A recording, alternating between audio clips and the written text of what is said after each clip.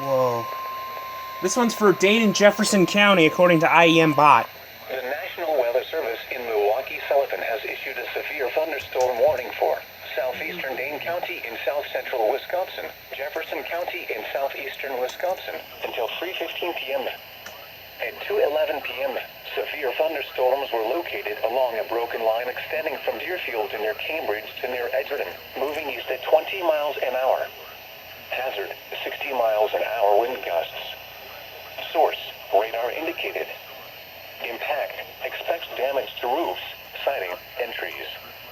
Locations impacted include eastern Madison, Fitchburg, Whitewater, Stoughton, Fort Atkinson, Oregon, Jefferson, McFarland, Monona, Lake Mills, Edgerton, Cottage Grove, Johnson Creek, Deerfield, Palmyra, Cambridge, Brooklyn, Lake Ripley, Lake Koshkonong, and Axonia.